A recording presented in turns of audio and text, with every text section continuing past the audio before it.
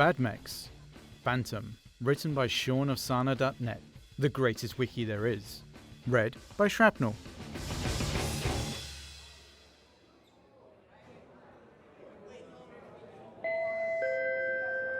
Mech Warrior Donovan, report to Mech Bay 12 for your new assignment. Donovan immediately excused himself from his starmates and left the mess hall, heading down the corridor that would lead him to the mech bays. They'd only just been discussing his mysterious assignment, a new mech design that would replace his aging mistlings. Donovan would miss what was a fairly rare design for a Clan Wolf mech warrior, but he was told that his replacement would be bigger and better. And larger, it certainly was. The squat, boxy design had none of the elegance of his old mistlings, with a hunched back that extended into a shroud that nearly enveloped the cockpit. The right arm ended in what appeared to be a medium laser, while the left arm had 5 missile ports, half as many as his mistlings. Donovan was examining the strange ports and lenses that dotted the mech's torso when his commanding officer, Star Commander Rachel, appeared with his neuro helmet. "Donovan, good. You will be trained on the new mech for the rest of the day. This design is called the Phantom by our scientists, and it was made with direct input from Khan Phelan Ward himself."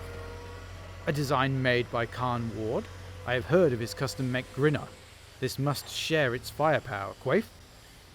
"Well..." Star Commander paused and looked away while she ignored the expected answer to Donovan's inquiry.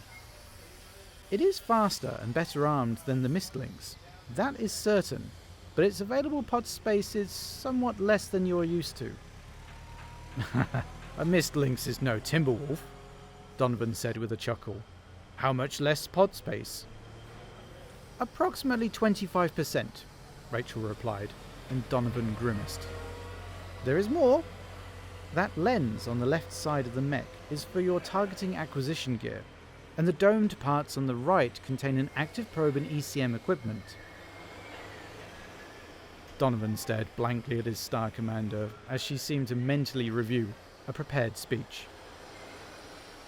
"The Phantom is designed to ensure accurate OP4 assessment and to prevent ambushes at the binary and trinary engagement level. Additionally, its high speed allows it to designate targets for artillery bombardment and escape before opposing forces can effectively engage." Donovan continued to stare at Star Commander Rachel silently for several seconds.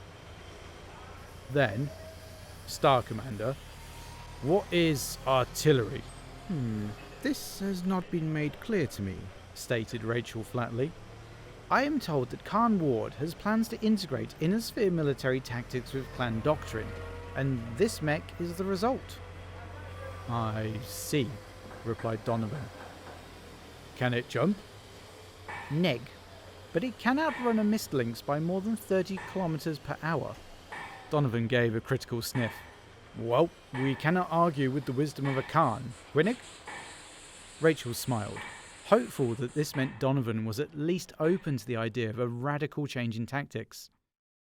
Those hopes were dashed as the rest of the afternoon was spent trying to convince Donovan that he was meant to merely observe his opponents using the Phantom's advanced sensors, rather than engage them himself. Only after he'd run headlong into the blast zone of an Arrow 4 impact did Rachel seriously consider requesting a return of his old mistlings. The Phantom is a bizarre mech by clan standards, but in hindsight, that was perhaps to be expected from the highly unconventional Clan Wolf.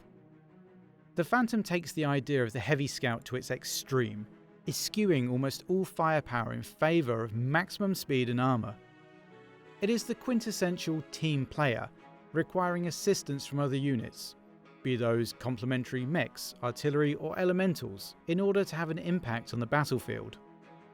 This flies in the face of traditional clan doctrine, which emphasises individual battle performance over all else.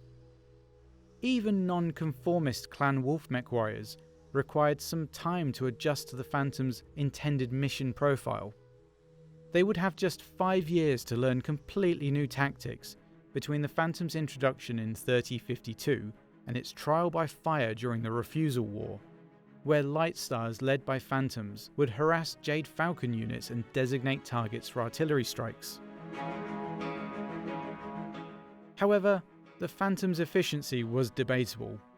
Although an admirable elemental delivery mech with a top speed of 151 kph, its lack of firepower made it a mediocre ambusher, with other, older mechs able to fulfill the role of a high-speed harasser better.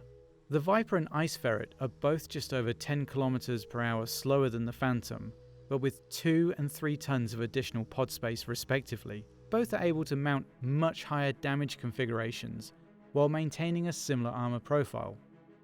Furthermore, both the Viper and Ice Ferret continued to develop new pod configurations for decades, with both receiving variants that mounted similar advanced electronics. While one could argue the Viper is mostly found in the Ghost Bear Toman, the Ice Ferret has been in production by Clan Wolf's mech factories for over a century by the time the Phantom was introduced.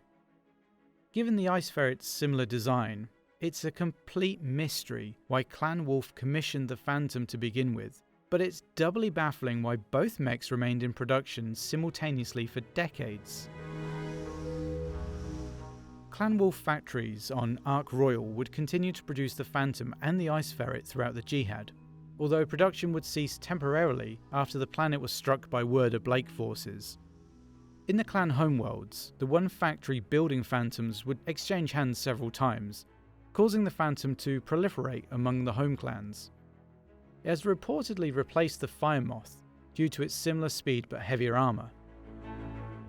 The Phantom's end was thought to have come with the arrival of the Wolfen, an advanced light mech featuring stealth armour and an even higher top speed. However, demand for the Wolfen far outstretched supply, and Clan Wolf was forced to continue supporting Phantom-equipped galaxies. With the invasion of Terra looming, Clan Wolf reached out to Clan Sea Fox to increase production of the older, heavier design. In return for retooling a Bloodhound factory to produce Phantoms, Clan Sea Fox was given the mech's design schematics. The obsolete design is now freely available to any willing to pay Clan Sea Fox's prices. The Phantom's primary configuration exemplifies its role as a heavy scout. Its armament of one ER medium laser, one ER small laser, and a single LRM-5 launcher would be considered anemic even for a clan light mech. But its arsenal of electronics, including TAG, ECM and an active probe, makes it well suited for armed reconnaissance or spotting for distant artillery.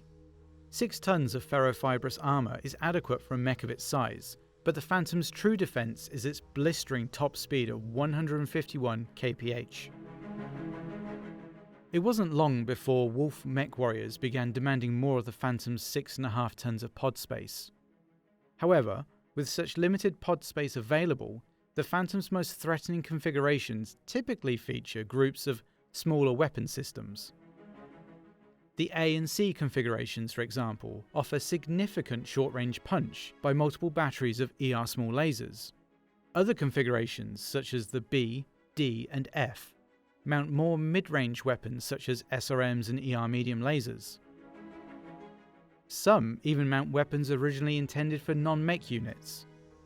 The E configuration sports an ATM-3 and 8 micro-pulse lasers, while the G configuration has a proto-mech scale AC-4.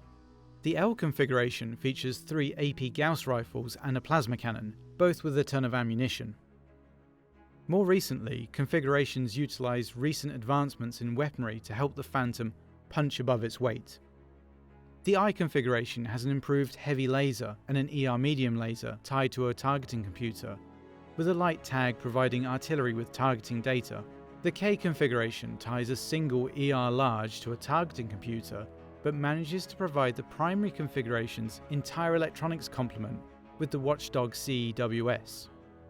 And the R config mixes Innosphere and Clantech with 2 IS grade medium lasers, 2 heavy medium lasers, and an SRM-6. Although the Phantom's popularity wanes in the Wolf Empire, its availability from the largest network of arms merchants the Innosphere has ever seen practically ensures the mech's survival for many decades to come. It's yet to be seen how populous the Phantom has become within the home clans, or if the traditional emphasis on individual combat performance has resulted in the Phantom being relegated to second-line units. Perhaps even more potent Phantom configurations have been produced, using powerful yet light weaponry that have yet to be observed in the Inner Sphere. Only time will tell. Well folks, there you have it. The Phantom. Speedy little devil on paper with adequate armour and a ton of variants. It's not a mech I've put on the board, but a movement of 914 with tag and ECM feels like the clan equivalent of the Scarabus. Obviously minus the hatchet of course, which instantly makes it inferior. Suck it, clanners. Yes, I know, clanners, honour, no melee, blah blah blah blah blah, wasted space, whatever. There's some solid options in this lineup though, like the C, 8 small ER lasers and a medium with targeting computer. That's 47 points of damage and all the heat dissipation to cope with it.